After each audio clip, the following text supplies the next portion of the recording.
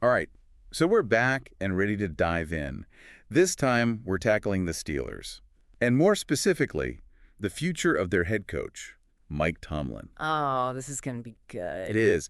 You know, the articles you sent over, well, they paint a pretty interesting picture of the team's performance this season. A lot of Yep. folks are wondering, after 8 years without a playoff win, are we looking at the end of Tomlin's era in Pittsburgh? Yeah.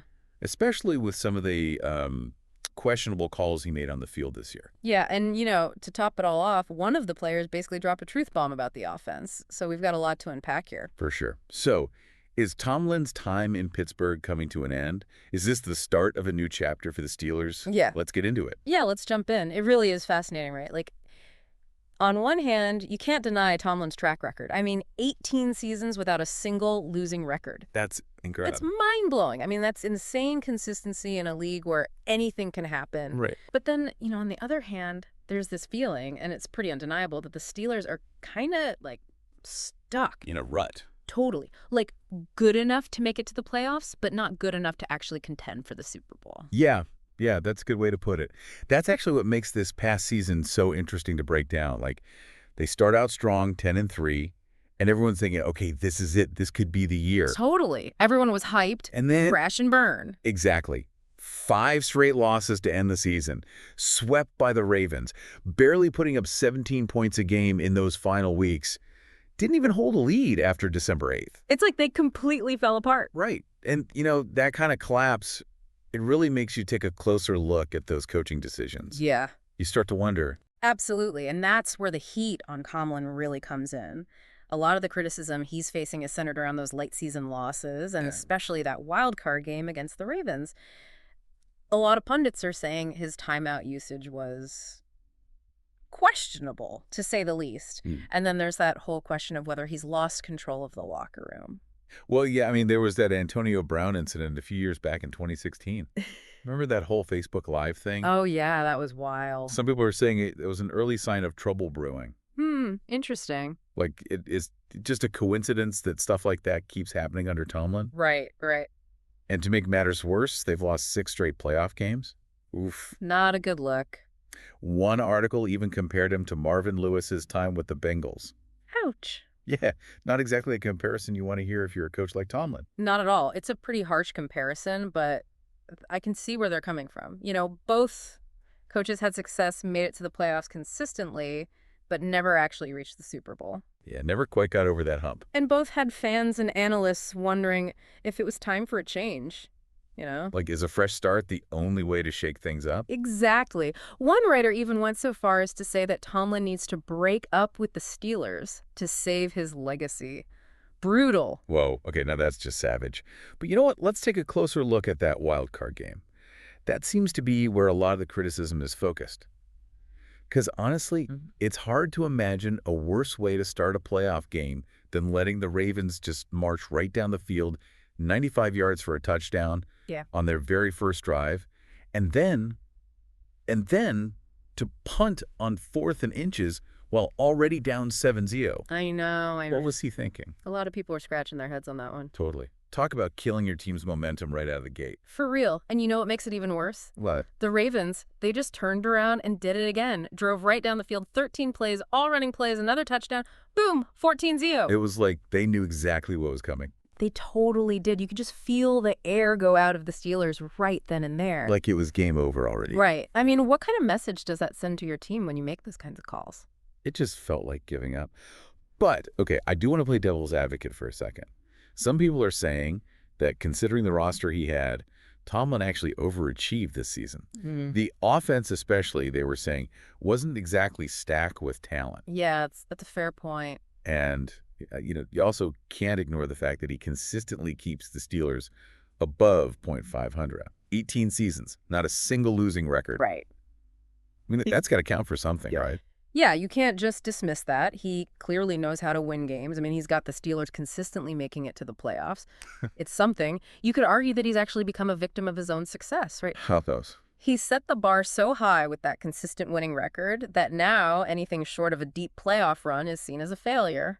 But you have to wonder, at a certain point, does that consistent mediocrity mean Something's got to change. Right. That's a really good point. And, that's where George Pickens' comment kind of throws a wrench in things. Remember when he was asked if he saw growth on offense this season? His response, just a flat, nah. Oh, man, it was ice cold. And coming from a key offensive player like Pickens, a guy who has shown, real potential, that's got to sting. Yeah, it's not a good look. It really feeds into that narrative that the team's stagnating. Yeah. Like, especially on offense, it just feels like they're stuck in neutral. Totally. And, one of the articles we were looking at really digs into that 4th and inches decision in the wild card game. The one we were just talking about. Yeah. The writer calls it an unfathomable moment and says it kind of sums up everything that's wrong with Tomlin's approach. I know.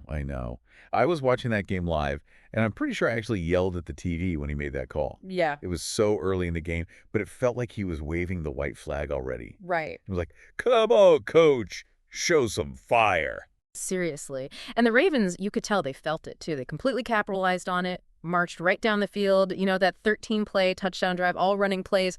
It was like they were rubbing it in. Oh, yeah, totally. Yeah. Like, we're going to run all over you. There's nothing you can do about it. It was brutal to watch. It really was. But, the article does make a good point. It wasn't just a bad call. It was like a symptom of a bigger problem. They say it epitomized a stale approach and that a lot of Steelers fans are ready for a change. Mm-hmm. It's like Tomlin's playbook has become predictable, especially against tougher opponents. Yeah, I can see that. It's like he's stuck in his ways, like either unwilling or maybe unable to adapt. Mm-hmm. And when you put that together with Pickens' comment about not seeing any growth on offense, well, it really makes you wonder if the coaching staff and the players aren't on the same page. Yeah, that's a worrying thought. It is, especially for a team that wants to be in the Super Bowl. So we got the media kind of piling on, a star player seemingly throwing shade, a playoff loss that exposed some real weaknesses. What does Tomlin have to say for himself amidst all this? Well, Tomlin, being Tomlin, he took ownership. He said, I'm just assessing what transpired tonight. Those are my bags, not this collective's bags. Basically, he's saying the blame stops with him. Classic Tomlin. Always shielding his players, taking the heat himself. But I got to wonder, is that part of the problem? What do you mean? Like, is he being too loyal, too protective? Maybe this team needs a little tough love. That's an interesting thought. I mean, there's a difference between loyalty and accountability. Yeah. Maybe Tomlin's been too hesitant to actually hold his players and even his coaching staff accountable when things go wrong. Maybe he needs to shake things up a bit. Make some bold moves. Yeah, show that he's serious about getting this team back on track. It really does feel like we're at a crossroads, You've got Tomlin's history with the Steelers, never a losing season, Super Bowl ring, the respect of his players. It's impressive. But then again, the team just isn't making any real progress, are they? Yeah. Year after year, they fall short of expectations. It's like they're trapped in this cycle of mediocrity. It's the big question, isn't it? Can Tomlin change his style, evolve as a coach, get this team back to a championship level? Or is it time for something new, a fresh start? Exactly. And that brings us back to Tomlin's post-game comments. He took responsibility, said the blame was his, not the players. But there was something about his tone this time. It felt different. Did you notice that? Yeah, I think so. He seemed a little, more thoughtful, more introspective than usual, I guess. Right. He admitted the season ended in disappointment, talked about needing to figure out what went wrong. Maybe, just maybe, we're starting to see him, let his guard down a little. Right. Like, he's finally admitting that things need to change. But we all know, actions speak louder than words. It's one thing to say you'll make changes. It's another to actually do it. Totally agree. And that's what we'll be watching for in the offseason. Will Tomlin actually change his coaching staff? Will we see a new offensive scheme? Will he hold his players accountable? Those are the million-dollar questions. Yeah. Those are the things that will decide if he can turn things around. Exactly. Okay, so we've covered a lot here. We've talked about the criticism, the doubts, the little glimmers of hope. It's complicated. No easy answers. But in the end, it comes down to this. Is Mike Tomlin the right guy to lead the Pittsburgh Steelers? It's a big decision, one that'll impact the future of the franchise for sure, and one that's going to stir up a lot of debate among the Steelers fans. And that's what makes it so interesting, right? We're not just talking about football here. We're talking about leadership, legacy, the pursuit of excellence. So what do you think out there, listeners? Is it time for a change in Pittsburgh? Or can Mike Tomlin prove everyone wrong, shut down the doubters, and take this team back to glory? It's a question that's going to hang in the air until next season. But hey, we'll be here to break it all down for you when the time comes. Absolutely. Thanks for joining us for this deep dive into the future of Mike Tomlin and the Pittsburgh Steelers. We'll be back next week with another fascinating topic to explore. Until then, keep those questions coming and keep diving deep.